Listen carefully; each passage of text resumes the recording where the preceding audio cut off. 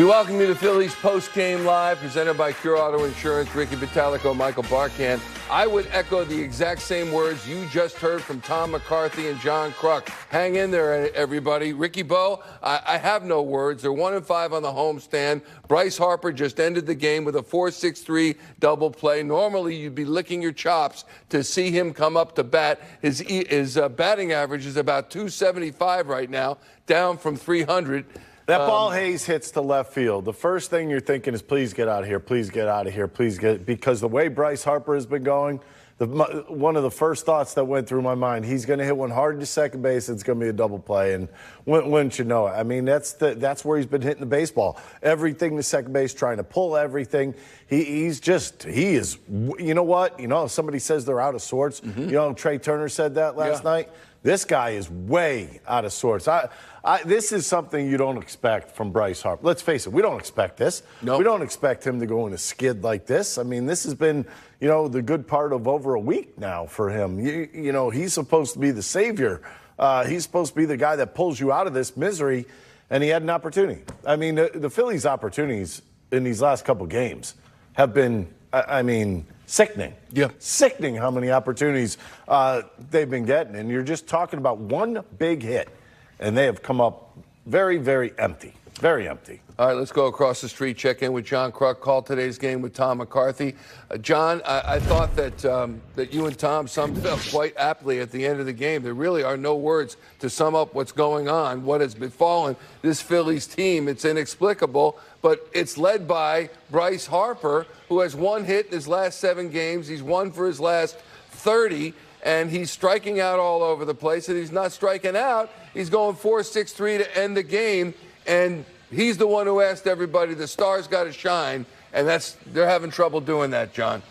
Oh, yeah, it's the worst stretch of his career. I'm positive of that. And look, you like to say, well, this happens, and, you know, it's not lack of effort. It's not lack of preparation. It's just lack of execution. And, you know, that doesn't make it any better as the player. And you know that there's no one in this world that feels worse than you know, the way it's gone lately than Bryce. But, you know, at some point you got to just, you know, I know he's PO'd about this whole thing. And, you know, hopefully this team can get to Seattle, get an off day tomorrow, and hopefully they don't do absolutely nothing but lay around and watch television or do whatever, because they need a complete day away from the ballpark, away from bats, gloves, and balls. That's it. They need to get away and hopefully regroup. John, the thing that bothered me the most, you had the Yankees' top 3 in their lineup go 1 for 12. You let a guy that was batting 173, and I know it's DJ LeMahieu is not the same guy that we remember from 3-4 years ago. This is a guy that has a much slower bat, and they let that guy beat you for 6 RBIs and a grand slam. How disturbing is that? Yeah, I think that was a shocking thing. You know, the way that LeMahieu came in swinging it this year, and basically a platoon player at this point for Aaron Boone. And, you know, I honestly thought after he hit the grand slam that when they brought the righty in to face him, I thought, well, you know, Aaron might pinch hit Ben Rice for him right now. And, you know, Boone let him hit, and, you know, he delivers that double and scores a couple more runs. But, yeah, that's what's disheartening. You know, not that there's any player in the big leagues you say, well, they should get him out. You know, because they're all big league players, and DJ LeMahieu has been a great hitter his entire career up until the last couple years. But, yeah, you would think that, you know, down in the order, these are guys we got to get. You know, you have the feeling that Judge is going to get his at some point, and Soto's going to get his.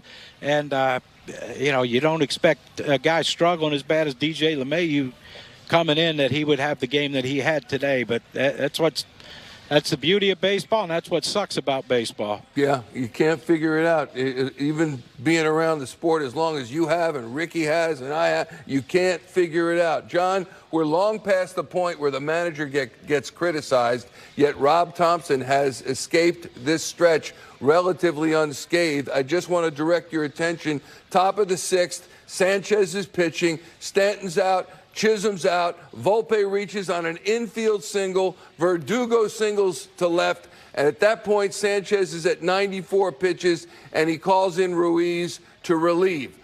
What do you think of that move? Because we know what happened after that. Kaboom. Yeah, look, Rob knows his personnel better than anyone. I would never take Christopher Sanchez out. I know Verdugo got that base hit, but, Christopher Sanchez has been one of your most dependable starters. I guess the whole, we got to bring in a righty to face the righty. LeMahieu just hit a grand slam off of Christopher and all that, but I still love Christopher Sanchez's chances against LeMahieu in that situation. All right, buddy. Thanks so much. Appreciate it. We'll talk to you real soon. John Kruk at the ballpark, and we're all trying to figure it out together. You too, my friend. Let's take a look at stargazing, because the star of this one was to be Bryce Harper, and unfortunately, anything but Ricky Bo. When you look at stargazing presented by Deborah Heart and Lung Center, Bryce Harper, another offer. He is 1 for his last 30 at-bats. He's got 1 hit in his last 7 games.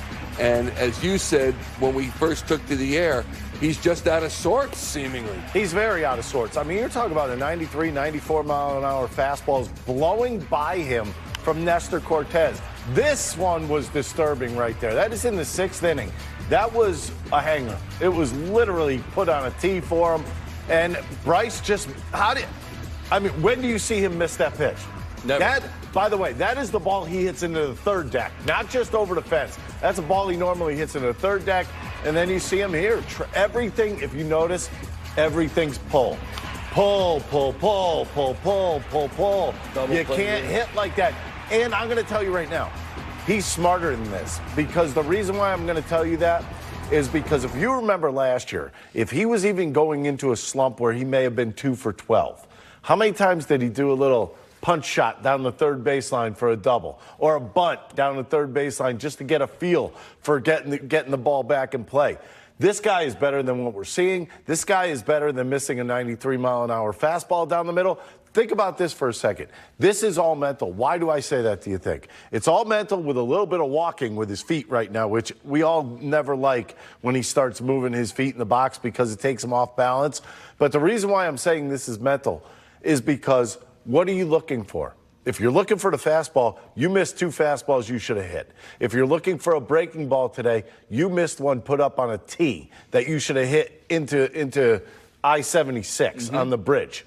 So, I mean, he's missing pitches. So what are you looking for from him? You're looking for him to just hit the ball hard? You literally have to start using the middle of the field. If you are not using your vision and using the middle of the middle of the field, what are you going to do? You're going to roll over baseballs. Why? Because you want to hit the ball harder and harder and harder. And when you start doing that, you get so far out in front that you're rolling over everything. You can see my hand rolling over the baseball. When you start doing that, you saw it. His last 2 at-bats, a roll over to second, then a roll over kind of up the middle for a double play. Yeah, this is a guy that's got to start driving the baseball again. Forget the home run. You have to completely take that out of your thought process. Those will come. Start hitting the ball from gap to gap again. The stress is palpable, though. You can see it on his face. And I think that's a huge problem for Bryce Harper, is that, yes, it's the weight of everything goes on to him. But fair or not? Yeah, I think it is fair because he asked for it to go on him. And when you ask for all that weight to be put on you, we expect you to get out of whatever funk you're in rather quickly. This is the longest that I've seen him go into anything like this. Yeah, it's a major struggle. One of the things that I've most respected and appreciated and marveled at regarding him is his ability to just lock in. He can be messing with the Philly fanatic 1 minute or the fans, locks in. And he's trying to do it. He can't do it right now. One thing could happen here, and this may be good. Phillies go on a 10-game road trip, right? All right, you leave here today, you leave home. And what I mean by that is he may have felt all the pressure of Philadelphia because it's going on while you're at home. They put up a 1-5 homestand. That's not the Phillies that we know. That's the Phillies that just showed up out of nowhere all of a sudden. But how do you get out of it? You get to the road. You get to the road and just play baseball. Forget about what happened the day before.